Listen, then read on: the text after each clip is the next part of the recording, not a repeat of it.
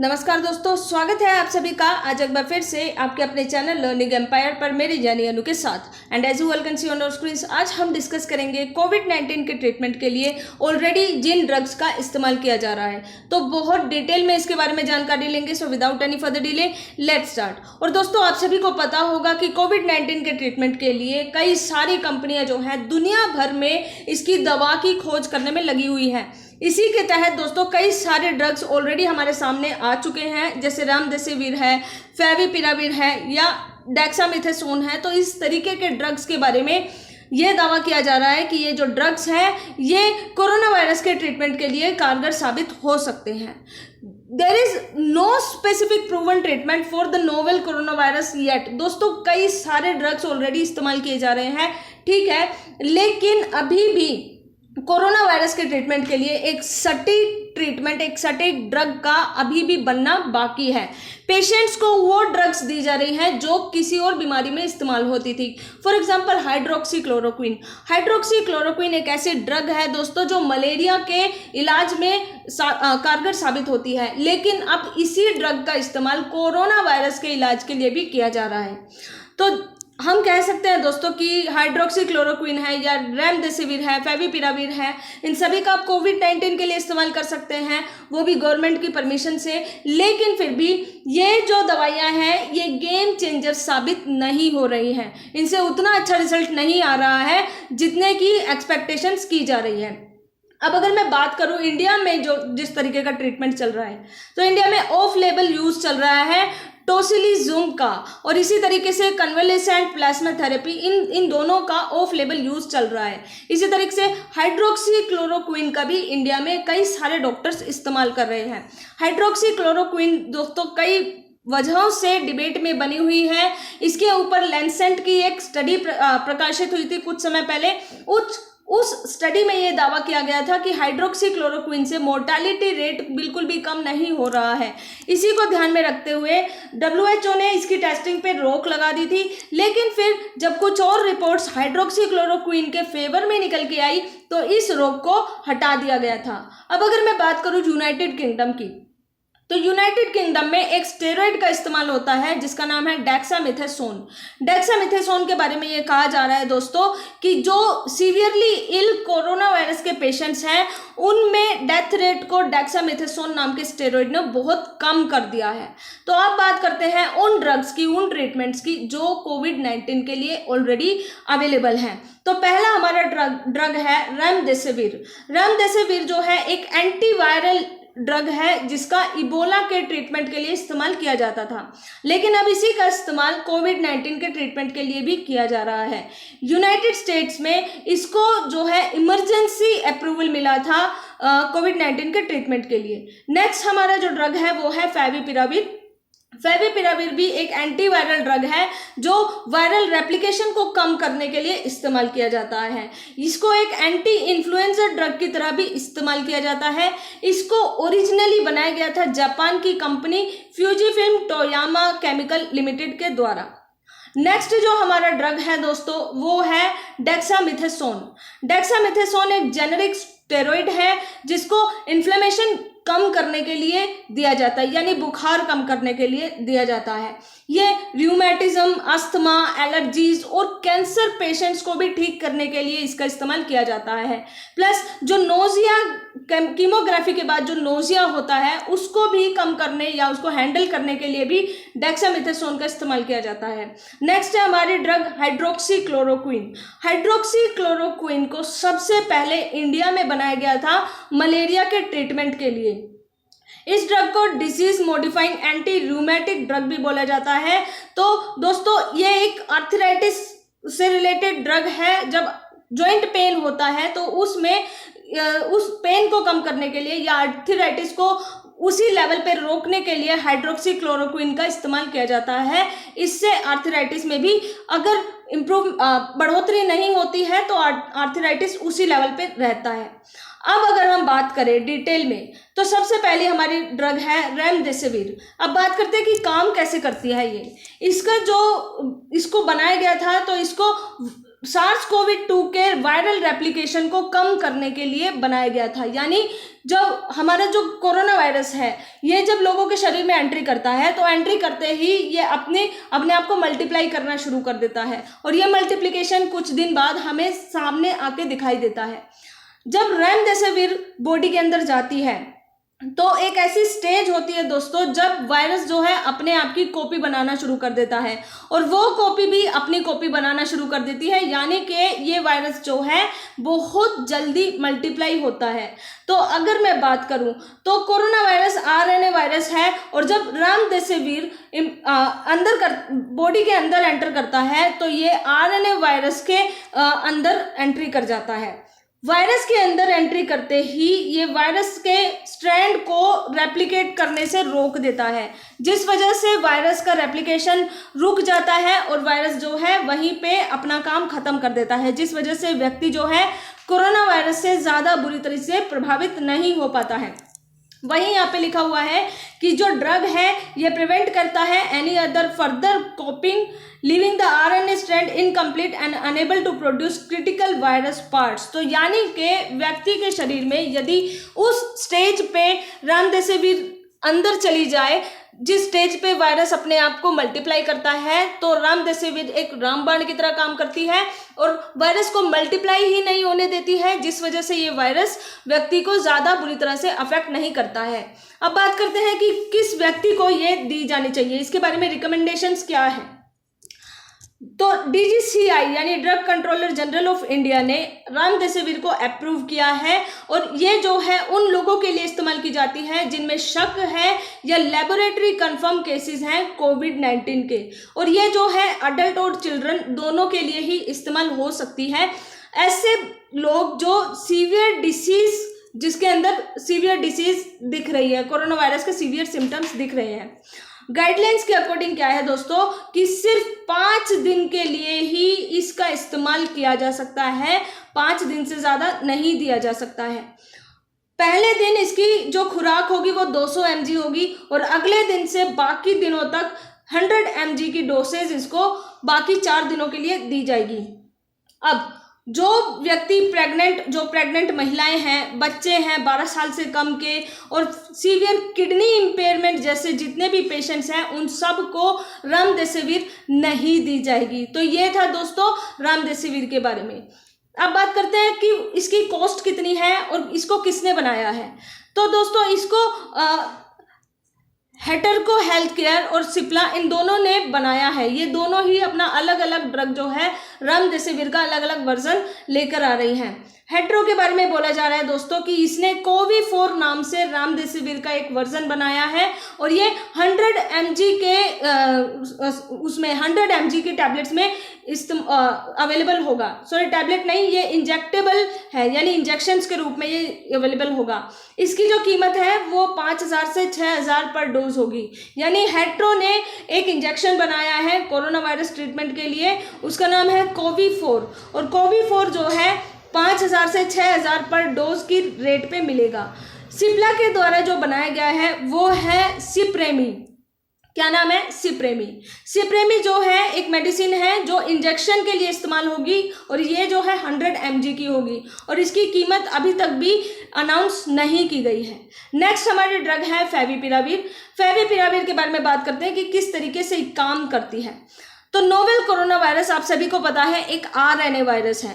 Favipiravir activate हो जाती है सेल के अंदर और फिर ये वायरस के स्ट्रैंड के अंदर चली जाती है। जैसे ही ये वायरस के स्ट्रैंड के अंदर चली जाती है वैसे ही वायरस के मल्टीप्लिकेशन को रोक देती है वहीं के वहीं। इसी वजह से क्या होता है, व्यक्ति की बॉडी में वायरल लोड जो है ज़्यादा नहीं हो पाता है और वो कम होने लगता है। और इस तरीके से फेविपिराविर जो है किसी भी कोरोना वायरस पेशेंट के लिए बहुत अच्छी तरीके से काम कर रही है। It has shown clinical improvement of up to 88% in mild to moderate कोविड-19 केसेस। यानी कि सीवियर इलनेस में इसका इस्तेमाल नहीं किया जाता, माइल्ड से मॉडरेट जो केस हैं सिर्फ उन्हीं में इस्तेमाल किया जाएगा और उन केसेस में ऐसा माना जा रहा है कि 88% इसकी इम्प्रूवमेंट देखने को मिल रही है। अब बात आती है कि रिकमेंडेशन किन किन लोगों के लिए फेविपिराविर सही है। तो it can be used in Covid patient, comorbid situation वाले, कोमोर्बिड कंडीशन वाले जो कोरोना वायरस के पेशेंट हैं, यानी ऐसे पेशेंट जिनमें डायबिटीज या हार्ट डिसीज जैसी ऑलरेडी बीमारियां हैं, प्लस अगर उनको कोरोना वायरस भी अफेक्ट कर देता है और यदि उस व्यक्ति में माइल्ड से मॉडरेट कोविड-19 के सिम्टम है तो उस व्यक्ति को फेविपिराविर दी जा सकती है।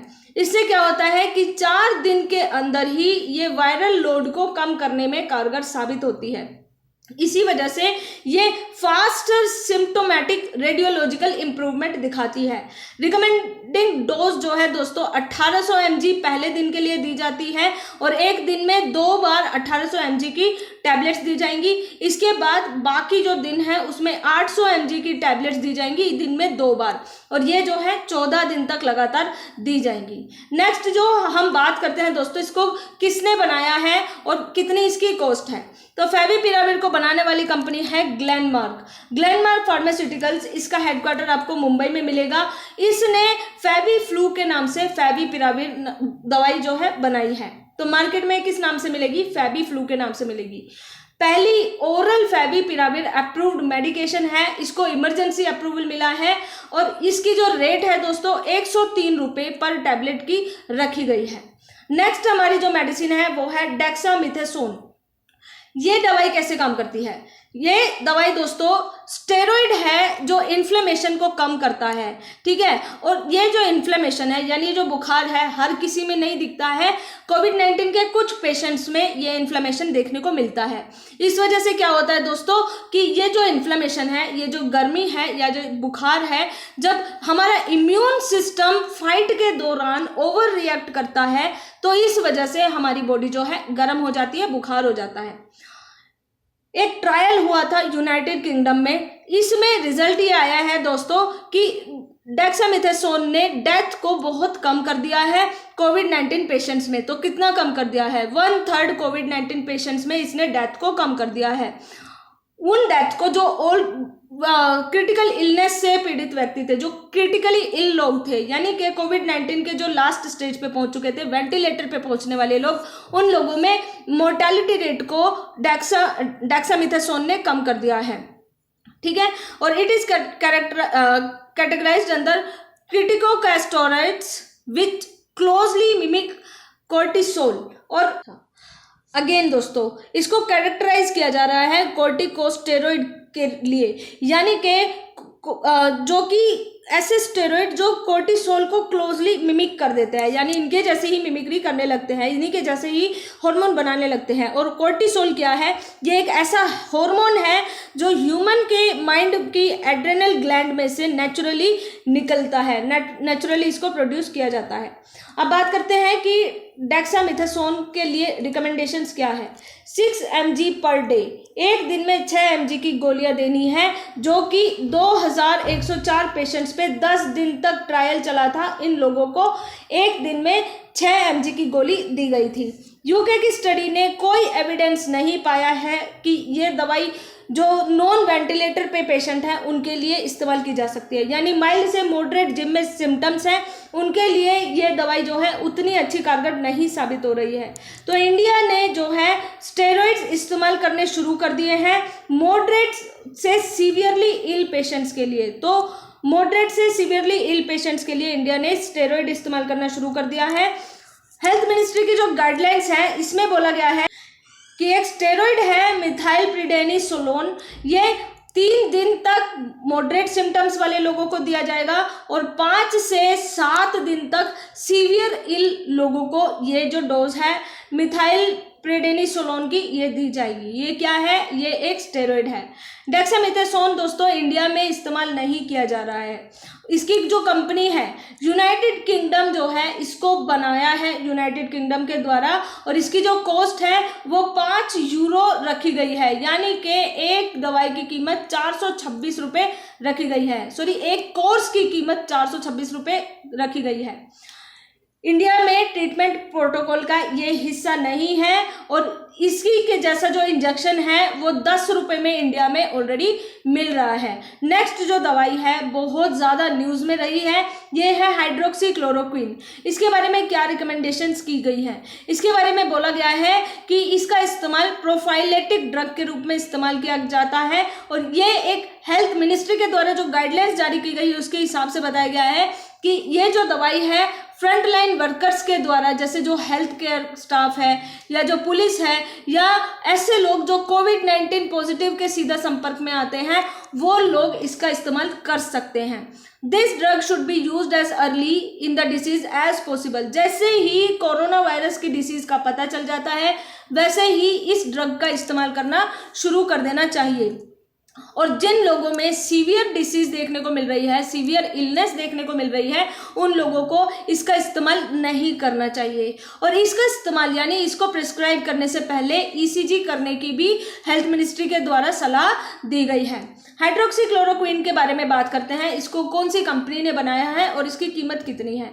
टोटल 12 मैन्युफैक्चरर्स हैं दोस्तों हाइड्रोक्सीक्लोरोक्विन के, जिसमें से 2 मेन हैं, जाइडस कैडिला और इप्का लैबोरेटरीज, प्लस इसको सिप्ला के द्वारा भी बनाया जाता है। लेकिन जाइडस कैडिला और इप्का लैबोरेटरीज ये दोनों जो है लार्जेस्ट मैन्युफैक्चरर्स हैं हाइड्रोक्सीक्लोरोक्विन के। इस एक टैबलेट की कीमत 3 रुपये से भी कम रखी गई है, यानी बहुत सस्ती टैबलेट है। नेक्स्ट जो है ये है प्लाज्मा थेरेपी। प्लाज्मा थेरेपी कैसे काम करती है? प्लाज्मा थेरेपी दोस्तों, जो व्यक्ति कोरोना वायरस से रिकवर हो गया है, वो ठीक हो गया है, तो उसके बॉडी में से ब्लड निकाल लिया जाता है, थोड़ा सा ब्लड, वो ब्लड जो है उस ब्लड में से प्लाज्मा निकाल लिया जाता है और फिर उस प्लाज्मा को जो व्यक्ति इल है, बहुत ज़्यादा बीमार है, उसकी बॉडी में इंजेक्ट कर दिया जाता है। इस वजह से क्या होता है कि एंटीबॉडीज उस व्यक्ति के शरीर में चली जाती है और वो एंटीबॉडीज उस व्यक्ति को जल्दी रिकवर होने में सहायता करती हैं। तो इस तरीके से जो है प्लाज्मा थेरेपी काम करती है। वही यहाँ पे लिखा हुआ है कि ये इन्वॉल्व करता है transfusion of the blood plasma of a recovered patient into another patient. The procedure has been used for several diseases earlier, but its efficacy for COVID-19 is still under investigation. Already plasma therapy India में इस्तेमाल की जा रही है। आप सभी ने देखा होगा कि कई बार ब्लड की जरूरत पड़ जाती है कोविड-19 पेशेंट के ट्रीटमेंट के लिए। हालांकि इसका इस्तेमाल हॉस्पिटल्स में किया जा रहा है, लेकिन अभी भी इसके बारे में पक्के तौर पे कुछ नहीं कहा जा सकता है। For critical patients with low oxygen saturation level or those suffering a cytokine storm, तो ICMR प्रोटोकॉल के हिसाब से ये बोला गया है कि जिस व्यक्ति में साइटोकाइन स्टॉर्म की रिस्क है, यानी बहुत ज़्यादा सीवियर कंडीशन में यदि वो व्यक्ति है, तो उसको सबसे पहले प्लाज्मा थेरेपी दी जानी चाहिए। अब बात करते हैं दोस्तों कैसे काम करती है। मैंने आपको ऑलरेडी बता दिया प्लाज्मा थेरेपी कैसे काम करती है। It use the antibodies. जो व्यक्ति ठीक हो चुका है कोरोना वायरस से, उसकी बॉडी में एंटीबॉडी बन चुकी है, तो अब उस व्यक्ति की बॉडी में से कुछ एंटीबॉडीज निकाल के जो व्यक्ति बीमार है उसकी बॉडी में डाल दी जाएगी। इस वजह से क्या होता है कि ये इस तरीके से कोरोना वायरस से उसकी बॉडी इम्यून हो जाती है और वो ठीक हो जाता है। पहले the plasma from such people is taken and is then inject in critically ill patients. वही मैंने बताया है कि जो व्यक्ति ऑलरेडी कोरोना वायरस से ठीक हो गया है उसके शरीर में से खून निकालकर बाकी जो व्यक्ति है जो बीमार है उसके शरीर में उस खून का प्लाज्मा डाल दिया जाता है, so that the antibodies are transferred and boost their fight against the virus. तो ये था दोस्तों प्लाज्मा थेरेपी। आई होप आपको आज के सेशन से कुछ ना कुछ सीखने को मिला होगा। इफ यस तो do like, share and subscribe our channel and press the bell icon for more updates. Most importantly stay home, stay safe, God bless you all. जय हिंद।